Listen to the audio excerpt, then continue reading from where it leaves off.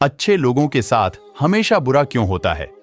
वहीं जो लोग बुरे कर्म करते हैं और अज्ञान की राह पर होते हैं, वो खुशहाल दिखते हैं। श्री कृष्ण ने इसका जवाब गीता में दिया है। आपने महसूस किया होगा कि जो लोग अच्छे कर्म करते हैं वो परेशान रहते हैं, वहीं जो बुरे कर्म करते हैं वो खुशी से रह रहे होते हैं। अच्छे कर्म करने वाले परेशान होते हैं कि आखिर उन्हें इतनी परीक्षा क्यों देनी पड़ रही है, जबकि जो अधर्म की राह में हैं वो खुश हैं और जिंदगी का लुत्फ उठा रहे हैं। अगर आपके मन में भी ये सवाल आया है तो आज हम आपको इसका जवाब देंगे। ये जवाब वो है जो भगवत गीता में लिखा है और श्री कृष्ण ने अर्जुन को दिया था। भगवत गीता में वर्णित कथा के अनुसार जब भी अर्जुन के मन में कोई दुविधा होती थी तो वो श्री कृष्ण के पास पहुंच जाते थे। एक बार की बात है, अर्जुन भगवान श्री कृष्ण के समीप आकर कहा कि वो दुविधा में है और इसका जवाब वो श्री कृष्ण से चाहते हैं। श्री कृष्ण ने पूछा कि क्या सवाल है? अर्जुन ने कहा, मुझे ये जानना है कि अच्छे लोगों के साथ हमेशा बुरा ही क्यों होता है, वहीं बुरे लोग खुशहाल दिखते हैं। अर्जुन के मुंह से ऐसी बातें सुनकर श्री कृष्ण मुस्कुराए और कहा, मनुष्य जैसा सोचता है और महसूस करता है वैसा कुछ नहीं होता है, बल्कि अज्ञानता की वजह से वो सच्चाई नहीं समझ पाता है। अर्जुन उनकी ये बात समझ नहीं पाए। इसके बाद श्री कृष्ण ने क्या कहा वो जानते हैं। श्री कृष्ण ने अर्जुन से कहा, पार्थ, मैं तुम्हें एक कथा सुनाता हूं।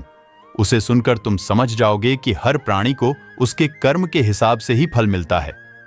प्रकृति हर किसी को अपनी राह चुनने का मौका देती है। अब वो मनुष्य की इच्छा पर निर्भर करता है कि उसे धर्म की राह चुननी है या अधर्म की।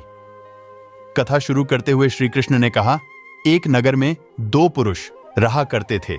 एक पुरुष व्यापारी था जिसके जीवन में धर्म की बहुत महत्ता थी। वो पूजा पाठ में यकीन रखता था। वो हर रोज मंदिर जाता था और दान धर्म भी करता था और हर रोज भगवान की पूजा करता था। वहीं दूसरा पुरुष बिल्कुल विपरीत था। वो हर रोज मंदिर तो जाता था लेकिन पूजा करने नहीं, बल्कि मंदिर के बाहर से जूते चप्पल चुराने। उसे दान और धर्म से कोई लेना देना नहीं था। समय बीतता गया और एक दिन बहुत जोर की बारिश हो रही थी। इस वजह से मंदिर में पुजारी के अलावा कोई नहीं था। ये बात जब दूसरे पुरुष को पता चली तो उसने कहा कि यह सही मौका है मंदिर का धन चुराने का। पंडित से नजर बचाकर उसने मंदिर का सारा धन चुरा लिया।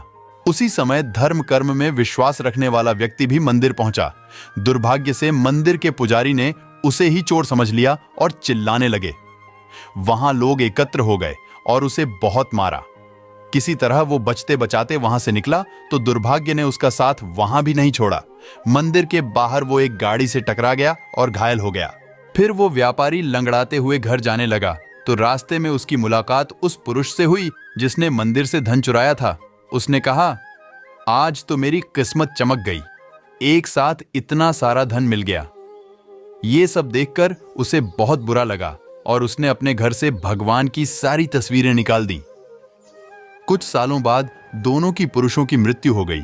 मरने के बाद जब दोनों यमराज की सभा में पहुंचे और भले पुरुष ने दूसरे व्यक्ति को देखा तो उसे बहुत गुस्सा आया। उसने क्रोधित होकर यमराज से पूछ ही लिया, मैं तो हमेशा अच्छे कर्म करता था, दान में विश्वास रखता था, उसके बदले जीवन भर मुझे अपमान और दर्द ही मिला और इस व्यक्ति को नोटों से भरी पोटली। आखिर ऐसा भेदभाव क्यों? इस पर यमराज ने कहा, पुत्र, तुम गलत समझ रहे हो। जिस दिन तुम्हारी गाड़ी से टक्कर हुई थी वो दिन तुम्हारे जीवन का आखिरी दिन था, परंतु तुम्हारे अच्छे कर्मों की वजह से तुम्हारी मौत सिर्फ एक छोटी सी चोट में बदल गई। तुम इस दुष्ट व्यक्ति के बारे में जानना चाहते हो। दरअसल इसके भाग्य में राजयोग था, मगर इसके कुकर्मों और अधर्म की वजह से वो सिर्फ एक छोटी सी धन की पोटली में बदल गया। कथा सुनाने के बाद श्री कृष्ण अर्जुन से कहते हैं, पार्थ, क्या अब तुम्हें तुम्हारे सवाल का जवाब मिल गया? ऐसा सोचना कि भगवान तुम्हारे कर्मों को नजरअंदाज कर रहे हैं, ये बिल्कुल भी सत्य नहीं है। भगवान हमें कब क्या किस रूप में दे रहा है मनुष्य को समझ में नहीं आता है, मगर आप अच्छे कर्म करते रहें तो भगवान की कृपा हमेशा बनी रहती है।